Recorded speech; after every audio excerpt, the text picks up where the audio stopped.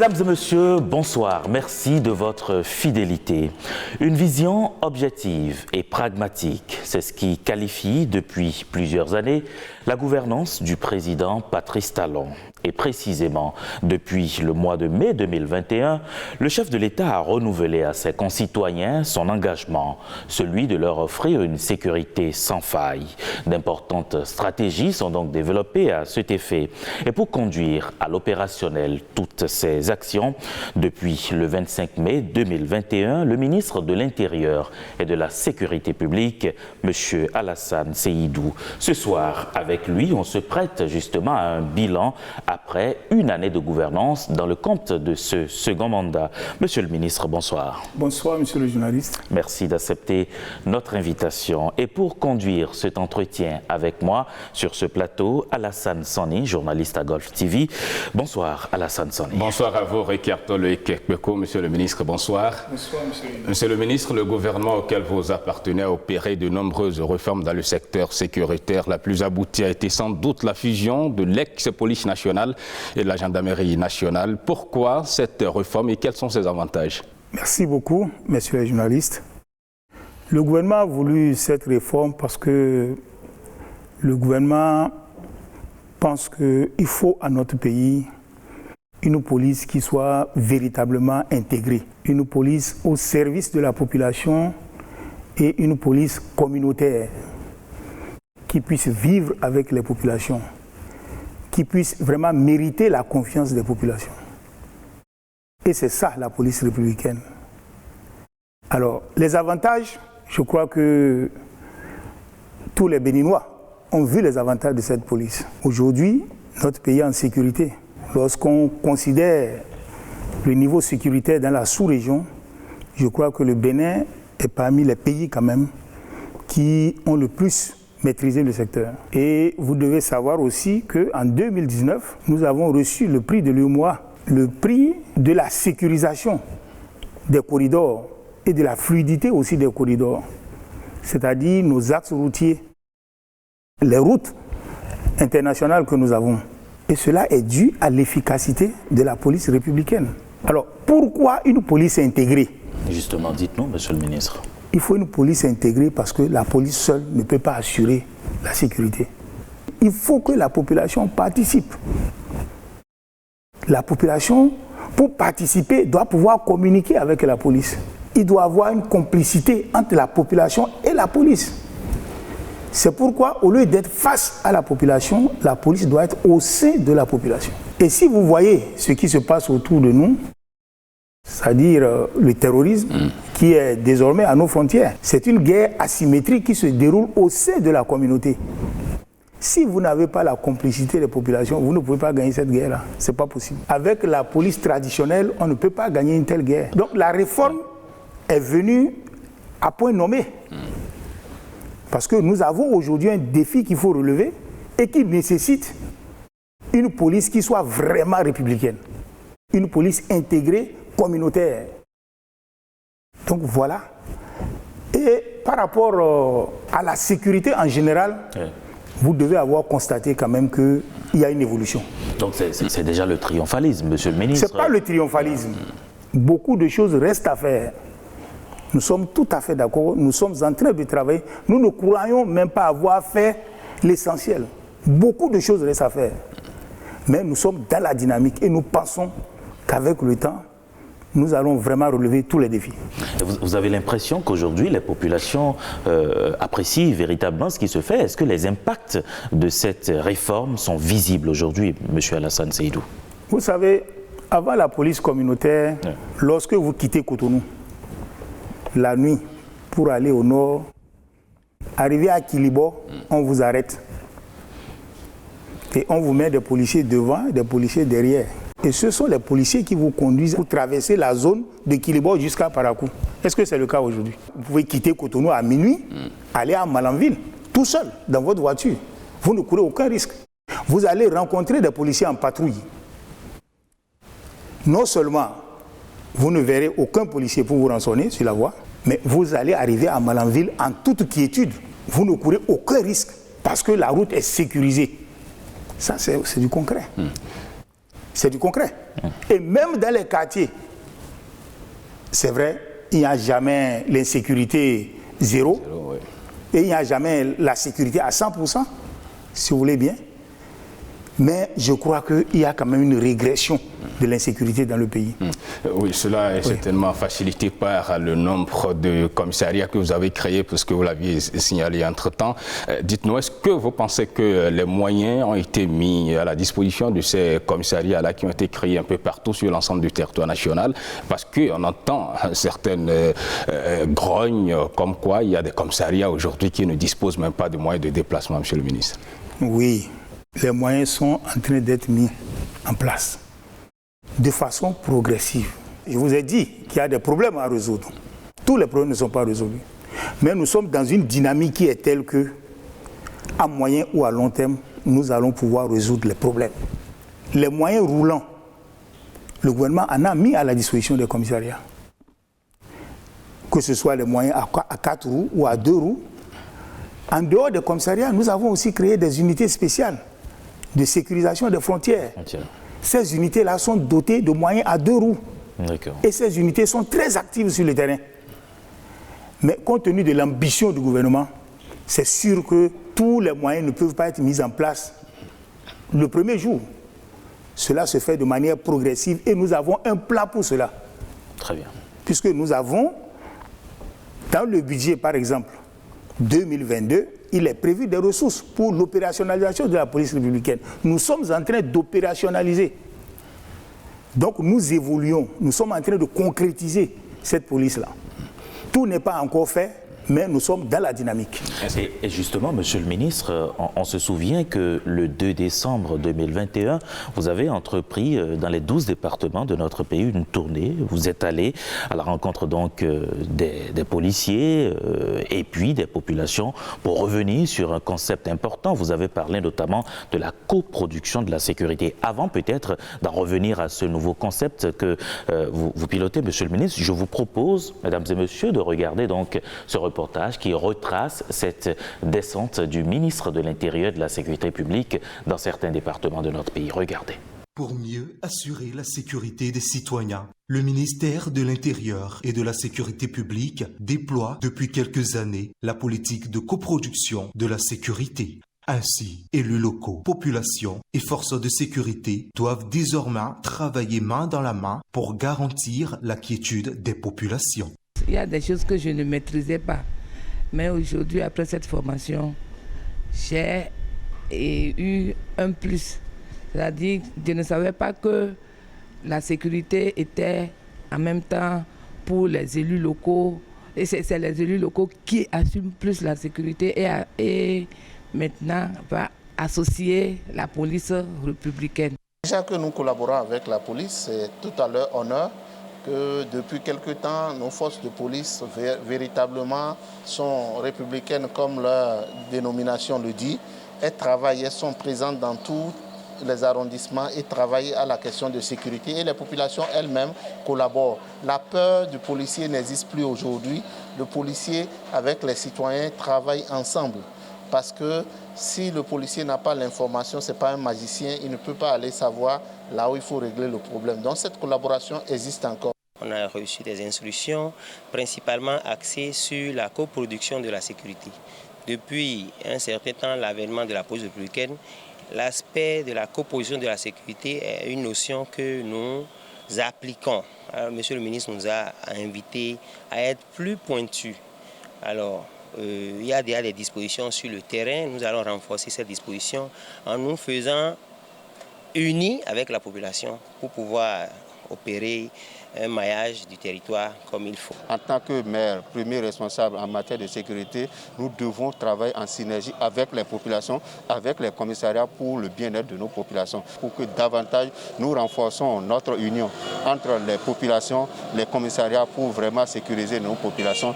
Ce que nous allons faire, c'est de sensibiliser nos populations comme quoi, s'ils ont vu des personnes suspectes dans leur localité, d'informer le commissariat, d'informer le chef de village pour que la personne puisse être interpellée. C'est des sensibilisations que nous allons intensifier. Ces sensibilisations, certainement, vont porter les fruits par rapport à la sécurité. Le renforcement de l'alliance entre la police républicaine, les élus locaux et la population est certainement la clé de la victoire contre l'insécurité et le terrorisme. C'est un nouveau concept, monsieur le ministre. Pourquoi la coproduction de la sécurité ou la police communautaire, dites-vous? D'abord, la coproduction de la sécurité. Oui. Si vous prenez par exemple le terrorisme, Oui. Lorsque les terroristes arrivent dans un pays, ils n'amènent pas des troupes.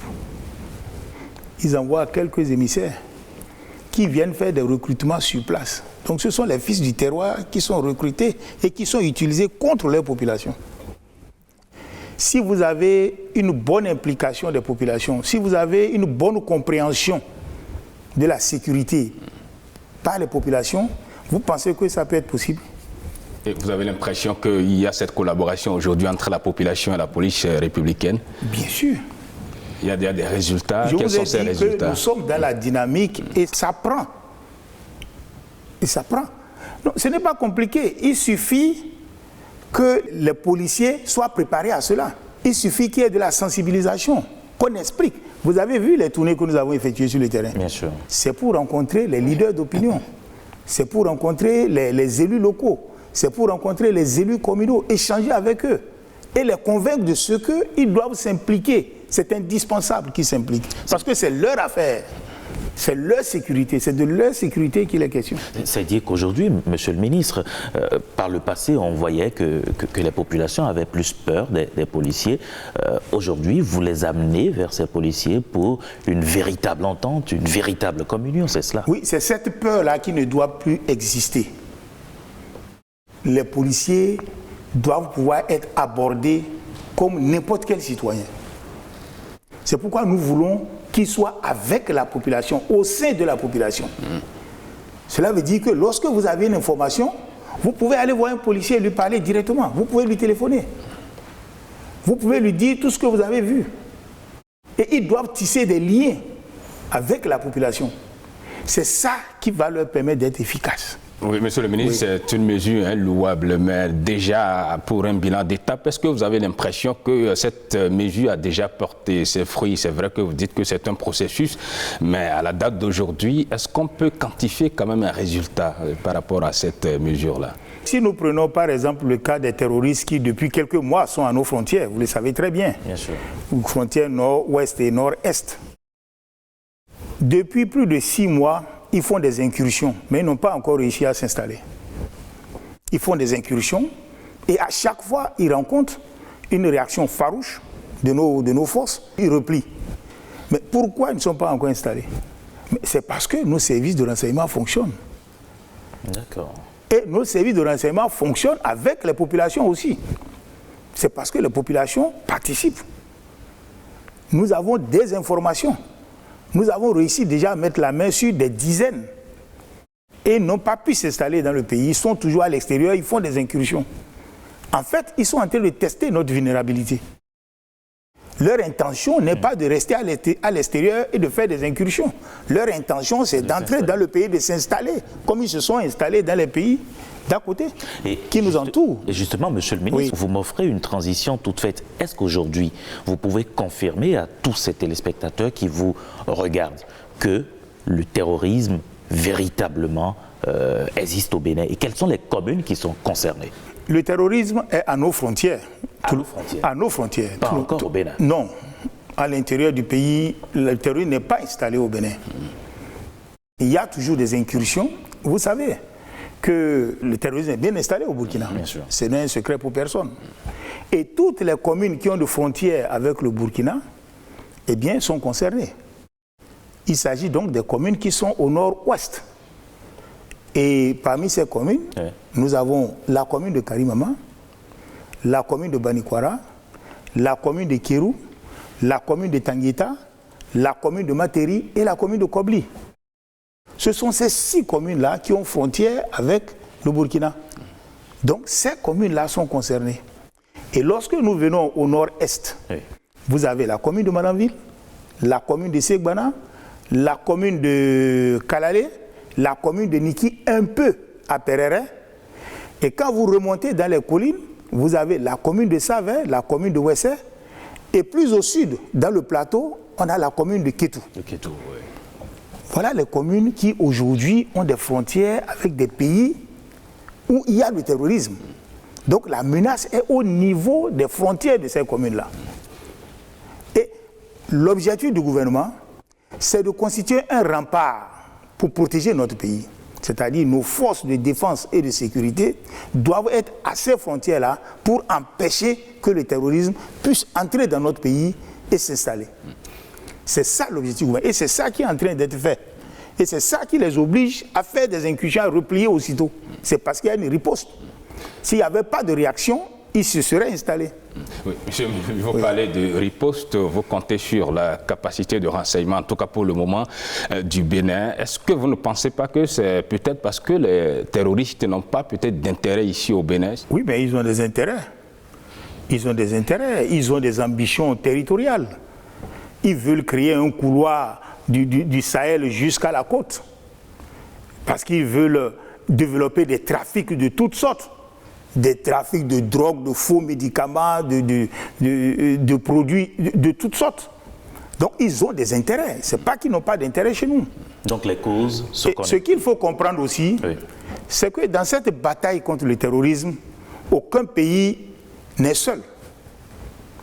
Nous sommes dans un creuset, puisque nous avons compris que le mal vient du Sahel et avance progressivement. Il y a quelques années, on voyait le terrorisme très loin. On dit, c'est au Mali, pour nous, ça ne nous concerne pas. Progressivement, c'est arrivé au Burkina, c'est allé au Niger, et c'est à nos frontières. Et nous ne sommes pas le seul pays concerné. La Côte d'Ivoire est concernée, le Ghana, le Togo et le Bénin. Donc, tous les pays côtiers qui ont des frontières avec le Burkina sont concernés. C'est pourquoi nous nous retrouvons dans un creuset qu'on appelle l'initiative d'Accra, qui existe depuis 2017, et au sein de ce creuset-là, nous mettons en synergie nos forces pour lutter contre le terrorisme. Il y a 2 semaines, nous avons tenu ici une conférence ministérielle qui a regroupé les ministres de tous ces pays-là. Plus, dans l'initiative d'Accra, il n'y a pas que les 4 pays côtiers. Il y a aussi le Burkina, et le Mali et le Niger. Mais aujourd'hui, le Mali est sous sanction, il n'a pas pu participer, mais le Burkina était à la réunion. Parce qu'on ne peut pas être efficace sans le Burkina. L'objectif aujourd'hui du gouvernement, c'est non seulement de renforcer le rempart que nous créons au niveau de nos frontières, mais c'est de pouvoir agir aussi un peu à l'intérieur du Burkina, sur au moins quelques kilomètres, pour nous donner une bande de sécurité. Parce que si vous avez les terroristes juste à votre frontière, vous n'êtes pas en sécurité. À tout moment, ils peuvent vous surprendre. Mais il faut une bande de sécurité, et pour que cette bande-là puisse réaliser, il faut nécessairement la collaboration du Burkina. Et c'est en cela d'ailleurs qu'on est heureux de la participation du Burkina. Le Burkina était à la dernière réunion à Cotonou. Alors, il est un constat, monsieur le ministre, que vous l'avez rappelé, le terrorisme est à nos portes. Mais de façon concrète, qu'est-ce que, dans l'immédiat, le gouvernement fait pour pouvoir faire face justement à cette menace, dans l'immédiat, monsieur le ministre? Oui, mais la guerre est là. On ne peut pas se mettre à parler de prévention. Il faut des solutions, des mesures curatives. Bien sûr. C'est ça le rempart que nous constituons. Chaque fois qu'ils attaquent, la réaction est automatique. Ça veut dire que le gouvernement a déjà mis en place un dispositif qui permet de protéger le pays et de les combattre. Mais on ne peut pas aller au-delà parce que pour aller au-delà, il faut que ce soit une action conjointe. Donc, nous avons créé un rempart au niveau de nos frontières pour protéger notre pays. Vous parlez de l'action conjointe, mais on a vu déjà des actions dans d'autres pays où il y a même l'intervention des forces étrangères. On a vu la création de G5 Sahel. Tout ça là, visiblement, n'a pas pu émousser l'ardeur de ces terroristes-là. Est-ce que vous pensez aujourd'hui, avec cette organisation que vous voulez mettre en place, en tout cas pour le moment, vous pensez que vous pouvez quand même faire face à ces terroristes-là, ou bien il y a des d'autres mécanismes sur lesquels il faut quand même réfléchir pour pouvoir véritablement faire face à ce phénomène? En fait, est-ce que l'armée est la seule réponse au terrorisme? Oui, d'abord, je vais répondre à la première question. Vous savez, nous avons anticipé. Nous avons anticipé en comprenant que ce n'est pas une bataille qu'un seul pays peut mener. C'est pour cela que nous avons décidé de nous mettre ensemble. Si nous mettons ensemble, ça veut dire que si le Togo est attaqué, le Bénin doit se sentir concerné. Si le Ghana est attaqué, le Bénin doit se sentir concerné. Si le Bénin est attaqué, les autres aussi doivent se sentir concernés. Nous pouvons nous apporter des appuis au plan logistique, mais les autres pays n'ont pas eu le temps de faire cette organisation-là. Ils ont été pris isolément. Mais nous, au moins, nous voyons le mal venir et nous nous organisons. Nous mettons en synergie nos forces pour faire face à ce mal-là. Vous voyez? Donc, nous avons la ferme conviction que si nous poursuivons la bataille, si nous restons dans cette dynamique-là, nous allons pouvoir résister. Sinon que nous allons vaincre le terrorisme. De toutes les façons, on n'a pas le choix. On doit vaincre, il n'y a rien à faire. Nous devons tous nous mettre ensemble et nous battre pour vaincre le terrorisme. Et c'est possible. C'est possible, dites-vous. On a vu certains de nos soldats au front qui malheureusement ont perdu la vie dans le nord du pays. Vous avez rappelé les communes concernées. Est-ce que, je vous le demandais à l'instant, est-ce que l'armée est la seule réponse, monsieur le ministre? Non, l'armée n'est pas la seule réponse. Vous savez, je vous ai dit que lorsque les terroristes veulent arriver dans un pays, ils n'amènent pas des troupes. Ils envoient des émissaires qui étudient le terrain et qui font des recrutements. Et ce sont des fils du terroir qui sont recrutés et qui sont utilisés contre la population. Alors, qui sont ceux-là qui adhèrent à leur politique, qui se donnent pour tuer leurs parents, pour assassiner, pour commettre des viols? Qui sont ceux-là? Pourquoi ils se comportent comme ça? On doit se poser la question. Absolument. Pourquoi c'est parmi nous qu'on trouve des gens qui sont d'accord pour tuer leurs frères, certains radicaux, pour semer la terreur dans leur pays? Ça veut dire que ceux-là, eux-mêmes, ils ont des problèmes. Quel est leur état d'esprit? Ça veut dire que c'est des gens qui, certainement, ont perdu le sentiment d'appartenance au pays. C'est des gens qui sont frustrés. C'est des gens qui ont des griefs contre la gouvernance, qui ont des griefs contre d'autres communautés. Ça veut dire qu'il y a un problème qu'il faut résoudre. Et on a remarqué que le terreau du terrorisme, c'est la pauvreté, la précarité. Puisqu'on recrute des gens pour 100 000 francs, pour une moto. C'est la pauvreté, la précarité. Donc la solution durable, c'est d'éviter l'extrême pauvreté. C'est d'éviter les conflits intercommunautaires. C'est de développer le vivre ensemble. Il faut que tous les citoyens aient vraiment le sentiment d'appartenance au pays. Et c'est pour cela d'ailleurs que nous avons créé une agence qu'on appelle ABGF, l'Agence béninoise de gestion intégrée des espaces frontaliers. Et l'ABGF a été créée depuis 2012. Le Bénin avait déjà compris qu'il faut lutter contre la précarité, la grande pauvreté. Et la BGF, dans ces zones frontalières-là, lutte contre la pauvreté, apporte des ressources aux populations pour mener des activités génératrices de revenus, réalise des infrastructures socio-communautaires, les pistes, les écoles, les points d'eau, les centres de santé, règle aussi les problèmes intercommunautaires.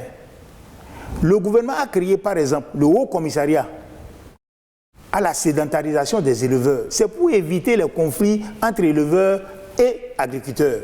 Parce que ce sont ces conflits-là qui créent des frustrations. Le terrorisme. Et ça crée des frustrations et ça crée des rancœurs entre les communautés. Et ça peut amener certaines communautés à se jeter dans les bras des djihadistes. Donc voilà l'autre bataille aussi que nous sommes en train de mener.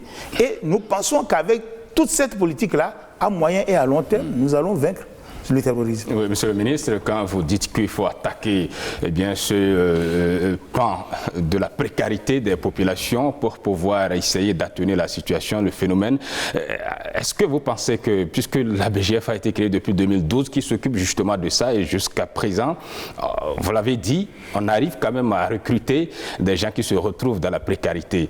Si aujourd'hui, il n'y a pas peut-être eu une réponse adéquate pour amener la population à vivre dans une certaine humanité, est-ce que vous pensez qu'on va aboutir un jour à sauver ces jeunes-là de cette précarité dont vous parlez, empêcher les recrutements dont vous parlez? Moi, je crois que le travail de la BGF a impacté.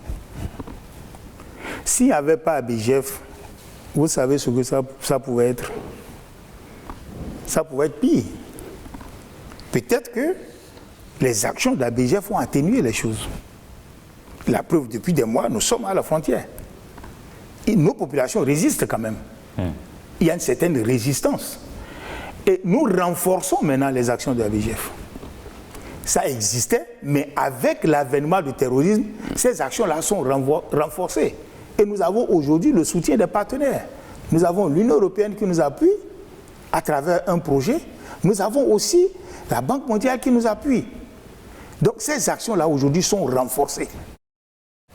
Elles existaient déjà, mais elles sont renforcées parce que nous avons compris qu'elles sont vraiment pertinentes. Et c'est peut-être à cause de ces actions-là que l'avancée ne se fait pas de manière foudroyante. Comment entrevoyez-vous la suite, puisque c'est la peur au sein des populations, dans les communes que vous avez citées? Nous rassurons les populations parce que le gouvernement fait son devoir.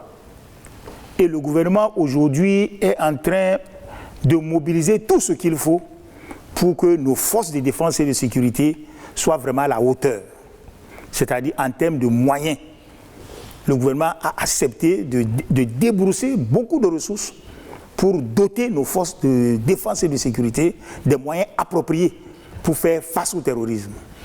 Donc les populations doivent être rassurées, mais elles doivent s'impliquer parce qu'elles ont un rôle fondamental à jouer. Parce que ça se joue au sein des populations. Et on ne peut pas réussir la mission sans la complicité des populations. Donc ce n'est pas seulement l'affaire des forces de défense et de sécurité, c'est l'affaire de tout le monde, de tous les citoyens. Et c'est en cela, Monsieur le Ministre, que l'idée, le concept de la coproduction de la sécurité ou encore de la police communautaire trouve tout son sens. Si vous voulez bien, on va évoquer, Monsieur le Ministre, ce sujet relatif donc à la gestion des frontières. Le ministre en parlait à l'instant. Je vous propose de suivre ce reportage qui nous amène justement au niveau donc de nos frontières et on revient juste après. Offrir des services sociaux de base afin de développer le sentiment d'appartenance des populations et sécuriser les espaces frontaliers sont entre autres les principales missions du ministère de l'Intérieur et de la Sécurité publique. Dans ce cadre, des politiques et actions concrètes sont déployées à travers l'Agence de gestion intégrée des espaces frontaliers, ABGF. Avant, c'est le Nigeria qui gérait les deux côtés, côté béninois et côté Nigeria. Donc, à notre arrivée, nous avons commencé par lutter. De là, le premier poste avancé que la BGF nous a construit, c'est de là qu'ils commencent par sentir que peut-être il y a le Bénin aussi, c'est le Bénin, parce qu'ils ont déjà démarqué les limites là. Donc, il y a des bornes intermédiaires, mais avant là, les bornes là ne se retrouvent pas parce qu'il y a des brousses partout. Mais à l'arrivée de la BGF, ils ont nettoyé toute la partie où se trouvent les bornes là. C'était un endroit où le Nigeria avait construit l'école primaire. Mais quand il y a délimitation entre le Bénin et le Nigeria, c'est revenu au Bénin. Et pour ne pas perdre le domaine, comme ça on a couru auprès de la mairie de Kétou et ils nous ont accordé à faire un centre de santé ici. Donc ce centre de santé nous permet d'avoir facilement les actes de naissance des enfants, des Béninois qui accouchent au Bénin. Auparavant, il allait au Nigeria. Quand on a allé apprendre ça, quand on est arrivé, on a resté à côté pour travailler. Bon, quand notre chef est venu, il est venu nous regarder. Il a dit qu'il va nous construire un magasin. Après, il est venu construire le magasin et on a commencé par travailler. Les unités spéciales de sécurisation des espaces frontaliers de la police républicaine bénéficient elles aussi de l'appui conséquent du ministère de l'Intérieur et de la Sécurité publique. Des moyens roulants et de fonctionnement sont mis à leur disposition pour renforcer leur capacité d'intervention. L'État a décidé de renforcer la sécurité au niveau des frontières. C'est dans cette optique quand même que la base fluviale de Kalimama a été créée. Comme mission, nous avons d'abord la mission d'assurer l'intégrité de l'espace maritime.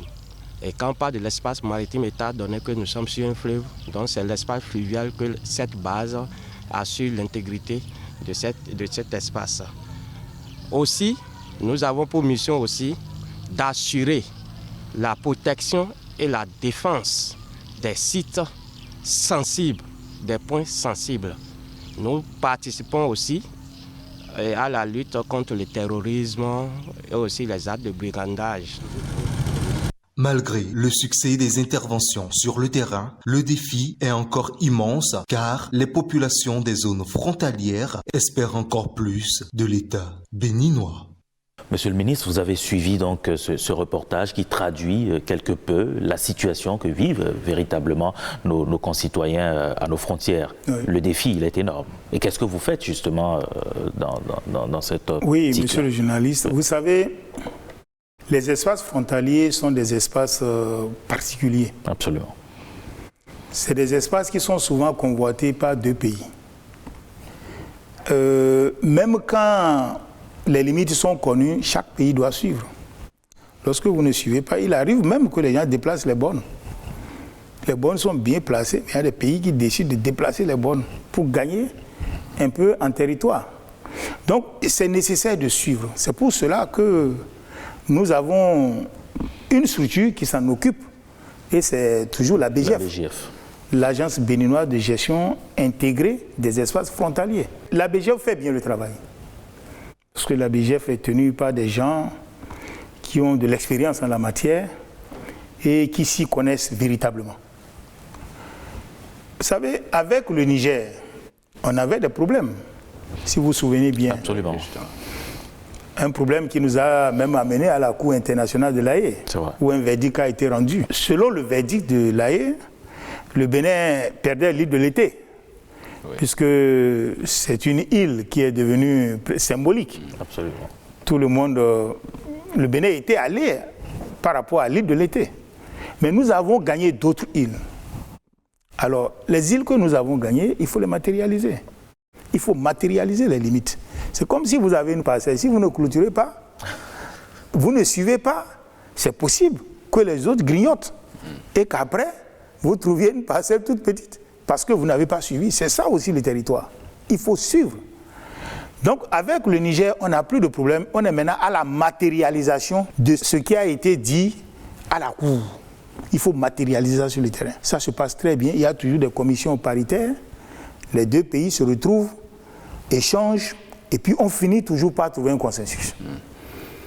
Bon, par rapport au Burkina Faso, vous savez que là, il y a un contentieux. Nous avons tout un territoire, le territoire de Kourou-Koualou, qui est discuté par les deux pays et qui aujourd'hui est un no man's land, qui est un refuge des terroristes. Et justement, qu'est-ce qui est fait par rapport à ça? Alors, ce territoire-là est un véritable problème aujourd'hui, puisque nous sommes conscients que les terroristes sont là. On avait des actions conjointes avec le Burkina pour sécuriser la zone. Mais depuis que le Burkina a des difficultés, et le Burkina a plus de difficultés au nord qu'à l'est, donc les Burkinabés sont plus préoccupés par les problèmes du nord. Cette zone a été pratiquement abandonnée. Mais comme ce n'est pas reconnu comme territoire béninois, nous ne pouvons pas y aller sans le consentement des Burkinabés. Et c'est ça le problème aujourd'hui. Et vous avez entamé des échanges, c'est pour cela que dans le cadre de l'initiative d'Accra, nous voulons agir ensemble. Si nous travaillons ensemble avec le Burkina, agir dans cette zone ne posera aucun problème. Mais seul, ça peut poser des problèmes. Donc, voilà par exemple des territoires qui doivent nous amener à échanger. Alors, sinon, le dossier est pendant à la Cour. Le dossier est actuellement pendant à la Cour internationale de l'Haye. Nous pensons qu'un jour, le verdict va tomber, pour qu'on sache qui a droit à ce territoire-là. Pour ce qui est de la sécurité, monsieur le ministre, aujourd'hui, qu'est-ce qu'on peut retenir en termes de bilan dans ce secteur d'équipement? Je vous rassure que le gouvernement a pris conscience de la gravité de la situation et est en train de mettre les moyens appropriés à la disposition de nos forces de défense et de sécurité. Et avec ces moyens-là, nous sommes sûrs de vaincre le terrorisme. Les moyens, oui, mais l'effectif? Oui, les moyens et les hommes. Par rapport aux hommes, vous savez, d'abord, la police communautaire elle-même nécessite beaucoup d'agents. de par sa nature. Évidemment. Puisqu'on veut que la police soit partout. Que la police soit dans les quartiers, dans les villages, sur les axes routiers, partout, sur toutes les populations, la police doit être là. Ça nécessite de l'effectif. Oui. Donc le gouvernement s'est engagé dans un processus de recrutement. Il est prévu de recruter 2000 policiers par an pendant 4 ans à partir de cette année. Oui. Et nous avons déjà enclenché la procédure de recrutement de cette année. Nous allons recruter 2000 policiers qui seront formés l'année prochaine et au cours des 4 années à venir. Oui, monsieur le ministre Venosa, au recrutement, on a constaté, en tout cas visiblement, on a l'impression que les jeunes ne s'intéressent plus à ces genres de recrutement, le recrutement au sein de la police républicaine. On a eu des rumeurs comme quoi ils ne se sont pas manifestés pour le recrutement dont vous parliez. Il y en a qui démissionnent encore au sein de la police. En tout cas, on apprend des démissions. Est-ce que c'est cela et pourquoi cet état de choses? Non, par rapport au recrutement, ça, je ne suis pas d'accord. Je ne suis pas d'accord avec vous. En tout cas, non, il y a de l'engouement. Il y a de l'engouement. Vous confirmez, monsieur le ministre? Bien sûr, je confirme. Parce que on n'a pas pu prendre tous ceux qui se sont manifestés. Ceux qui se sont manifestés font 2 fois l'effectif dont nous avons besoin. Donc on ne peut pas dire qu'il y a de la réticence, non. Donc les rumeurs qui avaient circulé comme quoi on a relancé le recrutement, c'était pas vrai? C'est pas vrai. Il y a eu de l'engouement par rapport au recrutement. On n'a pas pu prendre. Tout le monde. On a été obligé de sélectionner, on n'a pas pu. Donc par rapport à ça, c'est pas vrai. Mais qu'en est-il alors de la démission au sein de la police? Alors la démission au sein de la police républicaine, ça c'est une réalité. C'est pas au sein de la police seul que les gens démissionnent. Hein. Les gens démissionnent partout. Mais au sein de la police, il y a des raisons à cela. Vous savez, aujourd'hui, pour être recruté à la police, il faut avoir le bac. Et parmi les recrues, il y en a qui ont le master. Parfois même dans des spécialités très pointues, très recherchées. Or, lorsqu'ils intègrent la police, ils se rendent compte que quelqu'un, par exemple, qui a la licence ou plus, qui intègre la police, il a l'ambition d'appartenir au groupe des officiers. Il veut évoluer dans le corps. Il a l'ambition. C'est une ambition tout à fait légitime. Légitime. Évidemment. Parce qu'il sait que ceux qui sont les commissaires, ceux qui sont les contrôleurs généraux, c'est des gens qui ont le même profil que lui. Donc il ambitionne aussi d'arriver à ce niveau-là. Mais s'il constate qu'il ne peut pas arriver dans la classe des officiers en moins de 10 ans ou même plus, s'il trouve une opportunité ailleurs. Vous savez, quand les gens sont qualifiés, ils ont plus d'opportunités. Quand s'ils trouvent une opportunité ailleurs, ils démissionnent. Ce n'est pas des démissions, c'est des désertions. Il s'en va. Et on constate qu'il est parti. Ça arrive. Il y en a qui partent parce qu'ils ont trouvé mieux. La seconde raison, c'est que il y a des gens qui viennent à la police parce qu'ils pensent qu'à la police, on peut vite s'enrichir. Comme cela se faisait par le passé. Vous parlez des rançonnements. Des rançonnements qui étaient la règle. Tout le monde le sait. C'était devenu la norme dans le pays. Mais aujourd'hui, ce n'est pas possible. Je ne peux pas dire que c'est au niveau zéro, mais de toutes les façons, aujourd'hui, c'est très compliqué de le faire. Ils sont bien rémunérés comme tous les fonctionnaires. Mais pourtant, c'est le contraire, on l'entend au sein de la police. Non, ce n'est pas vrai. Il y a plus de rançonnement, vous l'avez dit, mais les salaires aussi ne leur permettent certainement pas. On n'a pas diminué les salaires à la police. Mais puisqu'il y avait des rançonnements qui leur permettaient de... Vous pensez qu'on peut compter sur le rançonnement? Non, c'était d'ailleurs une bonne chose. Ils sont payés comme les autres agents de la fonction publique, qui n'ont pas de possibilité de rançonner. Donc il n'y a pas de raison à ça. On n'a pas diminué les salaires à la police. Et les policiers évoluent. Est-ce qu'il n'y a pas peut-être des primes qui ont été aussi... Non, il n'y a pas de problème de primes. Le vrai problème, c'est le rançonnement. Très bien. Alors, la troisième raison, c'est qu'aujourd'hui, à la police, il y a du boulot. Il y en a qui pensent que c'est calme, mais il n'est plus calme parce que la police républicaine est basée sur la mobilité. Vous devez bouger. Vous devez aller partout, sur les routes, dans les quartiers, dans les villages. Donc, il y a beaucoup de contraintes. Ce sont les 3 raisons fondamentales qui amènent certains à abandonner. C'est les contraintes liées à la profession, c'est l'arrêt du rançonnement, et c'est aussi les opportunités que les plus qualifiés trouvent. Et puis on ne peut pas refuser ça. Quand quelqu'un trouve mieux, bon, on ne peut pas lui refuser de partir. Alors, Monsieur le ministre, sur des aspects plus précis, oui. On a évoqué largement tout à l'heure cette belle réforme de la police républicaine, donc la fusion entre l'ex-gendarmerie nationale et l'ex-police nationale. Mais selon nos informations, au sein justement de cette police républicaine, puisqu'il y a des anciens gendarmes, il y a certains qui se sentent lésés justement à cause de la répartition inégale, ont-ils dit, des grades. Vous avez même créé des grades intermédiaires, vous avez parlé de grades de major, de brigadier major. Pourquoi cette réglementation qui frise une certaine inégalité selon ces anciens gendarmes? C'est qu'un peu avant la réforme, les ex-policiers ont pu bénéficier de certaines formations qui leur ont permis, à l'avènement de la réforme, d'avancer en grade et souvent de devenir des commissaires, donc entrer dans la catégorie des officiers.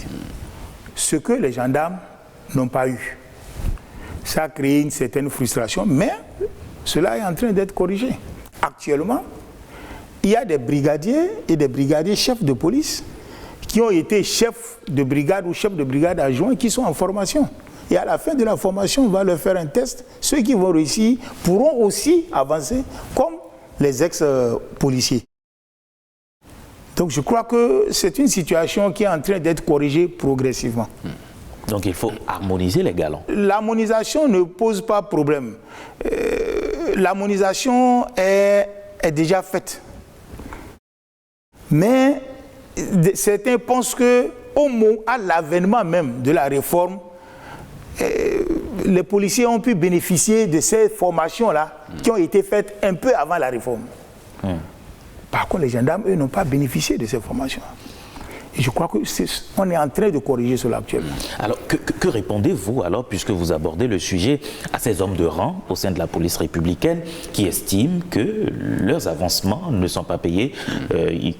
Ils sont plus de 2300 selon les informations qui ont eu déjà pratiquement cette année d'exercice donc au sein de la police, et pourtant les avancements n'ont pas été faits, et selon nos dernières informations, on leur demande d'aller encore faire plus de 18 mois de formation et revenir.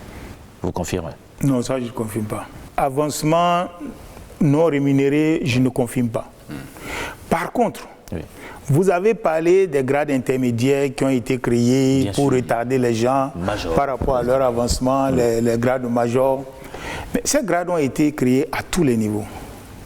Lorsque vous prenez les sous-brigadiers, vous avez sous-brigadier, sous-brigadier chef, sous-brigadier major. D'accord? Oui. Là, il y a déjà major. Vous prenez les brigadiers, vous avez les brigadiers chefs, les brigadiers majors.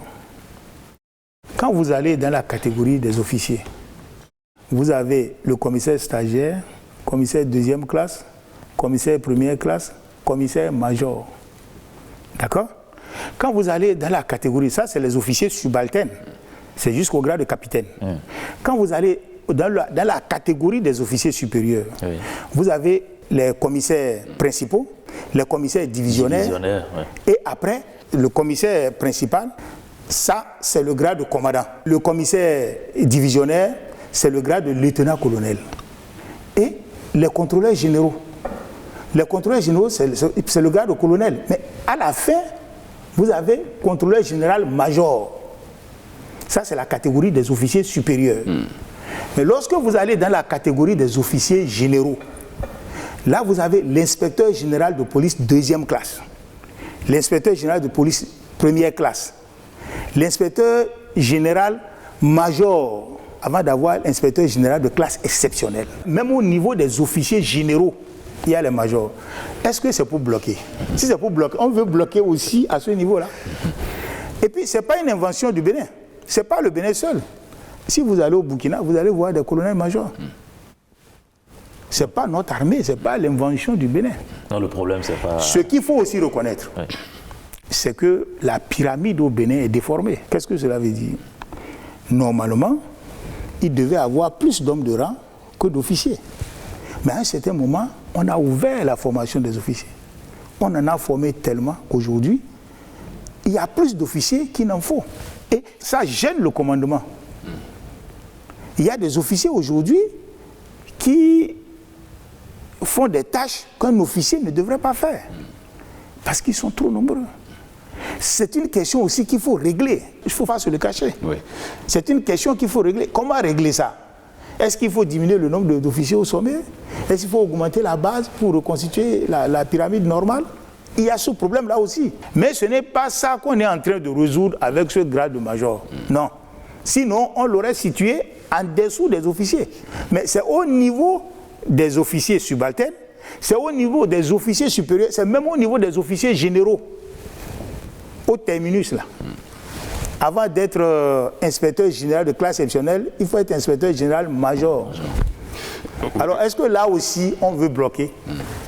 Combien de personnes arrivent là pour qu'on cherche à les bloquer? Maintenant, ce qui concerne le rappel des ex-policiers, est-ce qu'ils peuvent toujours espérer, monsieur le ministre? Les rappels qui sont vraiment dus, c'est sans problème. Le gouvernement ne discute pas. Quand c'est un droit, il n'y a pas de problème. Il n'y a pas de problème, ça sera payé. Et avec le gouvernement de la rupture, lorsque vous avez droit à quelque chose, il n'y a pas de problème. Tout ce qu'on peut donc espérer, monsieur le ministre de l'Intérieur et de la Sécurité publique, c'est qu'il y ait donc une nouvelle ère, je vais dire, pour ces policiers républicains qui assurent au quotidien notre sécurité. Monsieur le ministre, on est à une période de modernisation de l'administration, on le dit, et avec toutes ces réformes-là, mais jusqu'à présent, on a l'impression que ça ne fonctionne pas correctement au niveau de l'immigration parce que les gens ont de sérieuses difficultés à entrer en possession de leur passeport. Pourquoi c'est ainsi, monsieur le ministre? Oui, c'est un problème réel que nous connaissons très bien. Nous avons tenu une réunion au palais de la présidente de la République. C'est le chef de l'État qui nous a interpellés par rapport à la question. C'est pour dire que c'est une question qui est bien connue et qui préoccupe même le chef de l'État. Et il nous a demandé de faire le point, de dire en quel thème le problème se pose, qu'est-ce qui a pu être fait et qu'est-ce qui reste à faire. En fait, quel est le problème? Vous savez, aujourd'hui, pour avoir le passeport, l'enregistrement se fait en ligne. Bien sûr. Vous savez? Bien sûr. Et même le rendez-vous se donne en ligne. En ligne. Et quand on vous donne rendez-vous, vous allez là-bas pour les photos, empreintes et autres. Et après, on vous donne rendez-vous pour venir chercher votre passeport. Mais en principe, on devrait pouvoir vous donner votre passeport. Directement, parce que tout a été déjà fait. Dès la même journée, on devrait pouvoir vous donner votre passeport. Mais on avait un prestataire qui travaillait, qui éditait les passeports. Mais on a eu des problèmes de gestion de contrat avec ce prestataire-là. Le contrat a été résilié. Maintenant, le gouvernement est en train d'acquérir ses propres moyens que les agents même de la DEI vont gérer. Alors, c'est ça qui a créé ce problème. Le temps que les moyens là soient mis en place. Et je crois que ce n'est plus pour longtemps. Je crois que d'ici quelques semaines, nous allons justement, pouvoir... monsieur le ministre, oui. Quand est-ce qu'on pourra régler définitivement ce problème? Parce que... nous sommes à pied d'œuvre. Et le gouvernement est bien conscient de la question. Et nous sommes à pied d'œuvre. Je vous rassure que d'ici quelques semaines, nous allons résoudre le problème. D'accord. Venons-en alors, monsieur le ministre, à cette question ayant trait donc aux partis politiques et notamment l'attribution des récépissés. C'est vrai qu'aujourd'hui, on a, selon mes informations, 17 partis politiques qui sont enregistrés au Bénin. Mais pourquoi certains responsables de partis politiques ont l'impression que c'est la croix et la bannière au ministère de l'Intérieur pour obtenir un récépissé? Je ne sais pas si c'est les chefs de parti qui vous ont parlé ou si c'est les gens de la rue. Moi, je crois que le gouvernement a un délai. Le ministère a un délai pour réagir lorsque un parti dépose son dossier. Nous avons 2 mois. Pendant les 2 mois, nous devons pouvoir soit donner le récépissé ou alors faire des observations, dire ce qui ne va pas pour que le parti puisse corriger et accéder au récépissé. Alors, qu'est-ce qui se passe? Vous savez, la nouvelle loi est très contraignante. Aujourd'hui, pour créer un parti politique, il faut avoir 15 membres fondateurs par commune. Et chaque membre fondateur doit constituer son dossier. Et le dossier comprend l'acte de naissance, le casier judiciaire, le certificat de nationalité et l'attestation de résidence. Ça fait 4 pièces pour chaque militant fondateur. Et les militants, vous devez en avoir au moins 15 par commune. Si vous en avez plus, c'est tant mieux. Au moins 15 par commune. C'est là toute la contrainte. Et lorsque vous déposez ces dossiers, on ne vous donne pas automatiquement le récépissé, on vérifie si vraiment ces militants-là sont de cette commune-là. Et si les pièces qui sont fournies sont authentiques, mais lorsqu'on fait les vérifications, on constate qu'il y a des personnes fictives, qu'il y a des pièces qui ne sont pas authentiques. Quelqu'un qui dit qu'il est d'un village, il a reçu l'attestation de résidence du chef d'arrondissement. On va faire des recherches, personne ne le connaît dans le village. Le chef d'arrondissement n'a jamais délivré l'acte. Vous pensez qu'on peut accepter? On n'accepte pas, on fait des observations, on retourne. Depuis mai 2021, 3 partis ont déposé leur dossier. Il s'agit de le Bénin en marche, je crois que le parti Bénin en marche. Il y a restauré la confiance, et puis la Nouvelle Alliance. La Nouvelle Alliance a reçu son récépissé. Restaurer la confiance a reçu son récépissé. C'est le Bénin en marche qui n'a pas reçu, et nous avons fait des observations, on n'a pas eu le retour. Donc au niveau du ministère de l'Intérieur, il n'y a pas de problème, c'est clair. Vous déposez vos dossiers, on vérifie. Si les dossiers sont bons, on vous donne le récépissé. On n'a aucun problème. On n'a aucun problème. On n'a aucun intérêt à bloquer un parti politique. Pourquoi? D'accord. Un dernier sujet, Alassane, 2 minutes pour justement, c'est lié, Monsieur le ministre, à la lutte contre le terrorisme, là, les lieux de prêche. Il paraît que c'est aussi une préoccupation, en tout cas on entend, puisque ça fait partie quand même des éléments sur lesquels il faut insister par rapport à cette lutte-là. Qu'est-ce qui se fait concrètement à cet effet? Oui, vous savez, le terrorisme, lorsque c'est lié à la religion, ça va de la radicalisation. C'est d'abord la radicalisation, l'extrémisme violent et puis le terrorisme. Et la radicalisation, le point de départ, c'est d'abord la communication. Donc on travaille des gens par la communication pour les amener à voir autrement les choses, pour les amener à agir. Alors, souvent, ça se fait dans les lieux de culte. Et c'est pour cela que le ministère est de plus en plus regardant par rapport aux prêches. Vous savez, maintenant, nous avons des directions départementales des affaires intérieures et de la sécurité publique, les DDAISP. Alors, ça fait partie des missions de ces directions-là. Désormais, si vous voulez créer un lieu de culte, on doit vous connaître. Vous devez d'abord avoir une association. On doit connaître les principaux responsables. Parce que le discours que vous allez tenir sera suivi. Si vous tenez des discours qui sont contraires à nos lois, qui sont contraires à notre culture, eh bien, on va vous arrêter. Vous serez interpellé. Parce qu'on pense que c'est dans ces milieux-là aussi qu'on peut amener les gens à la radicalisation. Et de la radicalisation à l'extrémisme violent et puis au terrorisme. Donc nous sommes de plus en plus regardants. Monsieur le ministre de l'Intérieur et de la Sécurité publique, votre mot de la fin. Bon, mon mot de fin, c'est dire aux populations béninoises que le terrorisme qui est à nos portes ne doit pas créer la panique. Il n'y a pas matière à paniquer. Le gouvernement est conscient de la gravité de la situation. Le gouvernement est en train de prendre toutes les dispositions. Le gouvernement travaille avec les autres pays et nous sommes sûrs de gagner cette bataille-là. Mais ce que nous demandons à la population, c'est sa participation. Nous ne pouvons pas nous vanter de pouvoir gagner tout seul la bataille. Nous voulons la participation de la population. Parce que c'est une bataille communautaire qui va se jouer au sein des communautés. Pour réussir, il faut nécessairement la complicité de la population. Donc, il faut promouvoir la coproduction de la sécurité. Je vous remercie. Merci, Monsieur le ministre. C'est une bataille communautaire, dites-vous, Monsieur le ministre de l'Intérieur et de la Sécurité publique. Et pour y arriver, il faut forcément donc la collaboration, il faut la participation, la complicité donc des populations. Avez-vous rappelé, Monsieur Alassane Seydou, vous êtes le ministre de l'Intérieur et de la Sécurité publique. Vous étiez sur ce plateau justement pour revenir sur le bilan de vos actions dans le gouvernement du président Patrice Talon depuis le 25 mai 2021. J'officiais donc avec Alassane Sani. Alassane, merci beaucoup. Merci à vous, Ricard. Monsieur le ministre, merci. Merci beaucoup, monsieur le journaliste. Nous sommes au terme de cet entretien. Merci de votre fidélité. Bonsoir chez vous.